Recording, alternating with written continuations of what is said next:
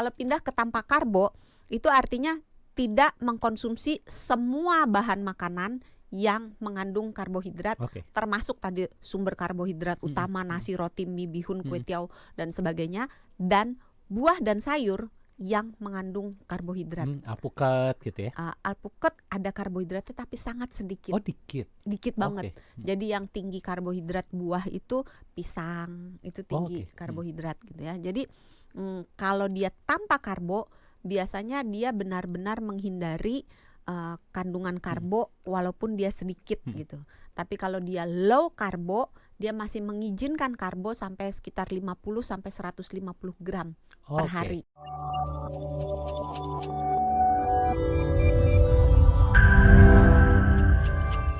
Nah, kita akan bahas soal diet. Ini diet dengan cara tanpa nasi. Ini sebenarnya baguskah atau sebenarnya beresiko? Karena seperti kita tahu nasi juga kan sebenarnya ada kandungan-kandungan yang kita butuhkan untuk beraktivitas sehari-hari.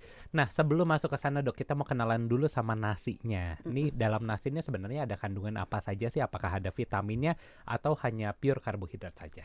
Nasi itu ada proteinnya sedikit, ada lemaknya sangat sedikit, ada seratnya, ada karbohidrat, tapi memang dominannya di karbohidratnya. Satu porsi nasi itu kalau nasi yang di ayam goreng yang mangkokan ya, yang udah yang dicetak kayak gitu ya? cetakan gitu, satu biji begitu, itu kira-kira beratnya 200 graman lah, 200 sampai 215 gram. Itu satu porsi gitu, karbohidratnya itu bisa mencapai 60 gram.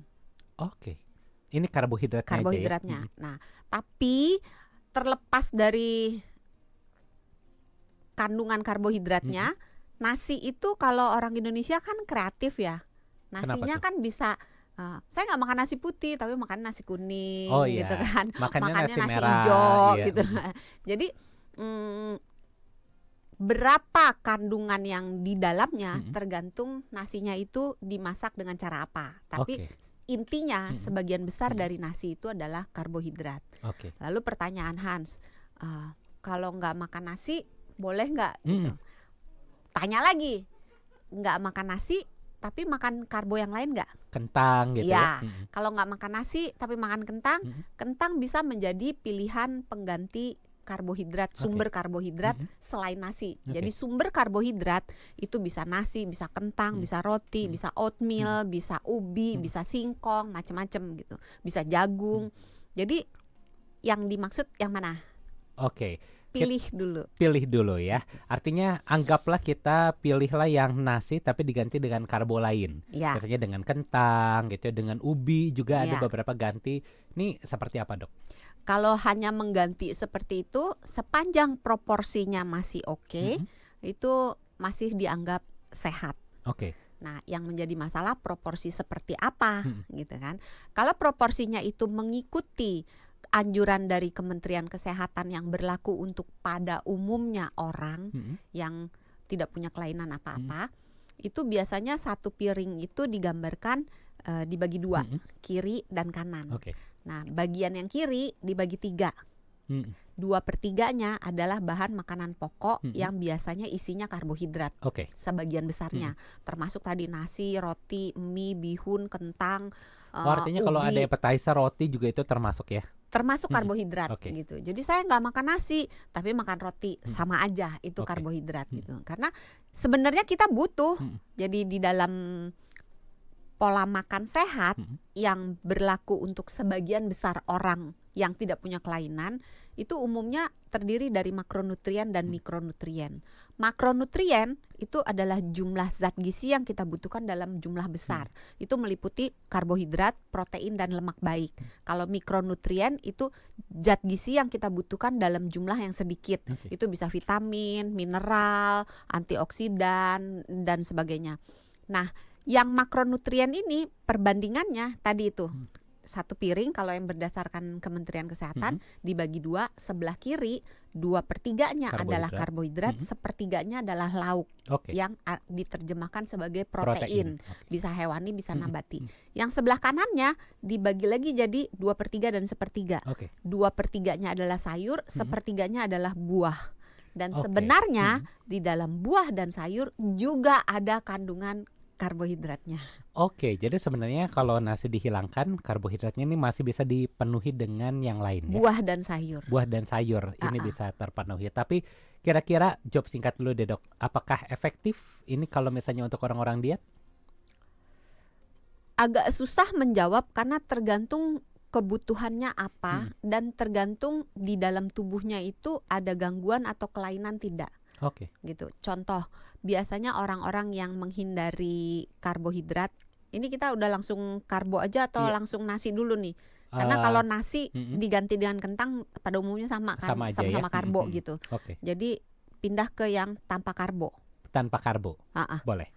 Kalau pindah ke tanpa karbo, itu artinya tidak mengkonsumsi semua bahan makanan yang mengandung karbohidrat, termasuk tadi sumber karbohidrat utama nasi, roti, mie, bihun, kue tiaw dan sebagainya, dan buah dan sayur yang mengandung karbohidrat. Alpukat gitu ya? Alpukat ada karbohidratnya tapi sangat sedikit. Oh dikit banget. Jadi yang tinggi karbohidrat buah itu pisang, itu tinggi karbohidrat gitu ya. Jadi kalau dia tanpa karbo, biasanya dia benar-benar menghindari kandungan karbo walaupun dia sedikit gitu. Tapi kalau dia low karbo, dia masih mengizinkan karbo sampai sekitar 50 sampai 150 gram per hari gitu. Batasannya 150 gram per hari. 50 gram sampai 150 gram. 50 sampai 150 gram per hari. Bukan kalau, sekali makan ya, bukan. Tapi total dalam satu hari. Total dalam satu hari. Nah, kalau yang tanpa karbo itu nggak ada sama sekali, mau dari buah, dari sayur, walaupun sedikit nggak boleh dimakan. Nah, termasuklah di dalam diet tanpa karbo ini adalah diet yang kita sebut sebagai carnivora diet. Apa tuh? Diet yang benar-benar cuma makan daging doang. Jadi benar-benar kita bilangnya animal based diet. Jadi dia semua yang dimakan itu adalah basisnya hewani, tidak ada yang nabati. Tapi tidak semua diet tanpa karbohidrat hanya diet karnivora. Karena karnivora diet merupakan sebagian dari yang tanpa diet. Kalau yang di karnivora diet itu misalnya minyak zaitun, minyak kelapa, alpukat. Tapi alpukat ada karbonya ya. Jadi segala sesuatu yang dari teh dan kopi juga termasuk, karena itu dari nabati kan, dari biji-bijian, dari daun teh, itu nggak boleh kalau di carnivore diet, diet karnivora. Tapi kalau misalnya di yang no karbo, itu teh, kopi masih boleh. Gitu.